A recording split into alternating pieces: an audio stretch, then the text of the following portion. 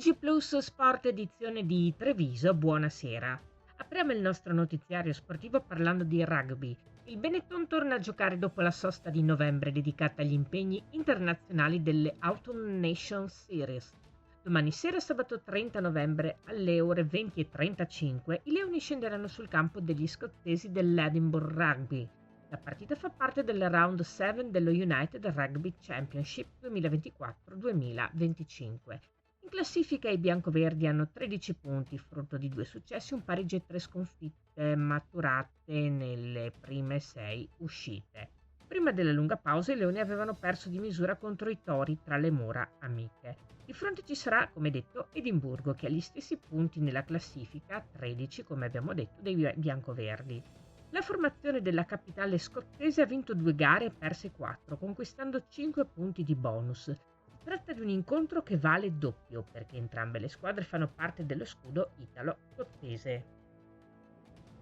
Passiamo al volley, tutto esaurito al Pala Verde per il big match della 10ª giornata di Serie A1 domenica alle 18 contro la storica rivale dell'Igor Gorgonzola Novara. Conegliano, dopo 10 gare giocate, è a punteggio pieno con 30 punti in vetta alla classifica.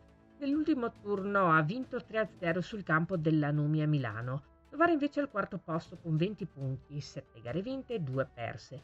Ex della sfida da parte piemontese la centrale Federica Squarcini, a Conegliano fino alla scorsa stagione. Il libero Eleonora Fersino, da parte Prosecco d'Occhi Moco c'è Cristina Chirichella, che per la prima volta gioca da ex contro Novara, con cui ha militato nelle ultime 10 stagioni. Squadra al completo per coach Santarelli. Parliamo di basket.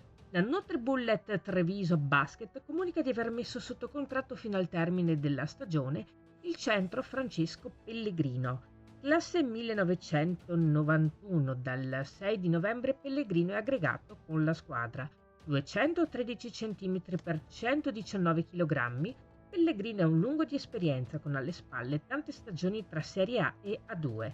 Le più importanti a Udine, dove ha giocato tra il 2017 e il 2023, con un intermezzo alla Reyer Venezia, diventando secondo per punti e primo per rimbalzi e stoppate nella storia della APU, con cui ha conquistato anche la Coppa Italia di Serie 2 nel 2022. Francesco Pellegrino giocherà con il numero 29 e sarà già disponibile per il match di domani contro la Estra Pistoia, in programma alle 20:30. Passiamo al basket femminile. 2 Coppe Italia in bacheca, un blasone che l'ha portato a giocare 4 finali scudetto. Al Pala Pascale domani sera, palla 2 alle ore 20, arriva una delle grandi del basket femminile italiano, la Passalacqua Ragusa. Sfida dal grande fascino per Martina Treviso, che dopo il colpo ad Ancona vuole cercare un riscatto interno tra le mura interne amiche, dove fin qui sono arrivate 2 vittorie e 2 sconfitte. Partita dal coefficiente di difficoltà elevatissimo per la squadra di coach Matassini. In questa prima parte di stagione ha fin qui steccato le prove di maturità contro le grandi del girone B e che domani sera vuole dimostrare di potersela giocare anche con una corazzata come quella siciliana, che vanta un roster carico di talento.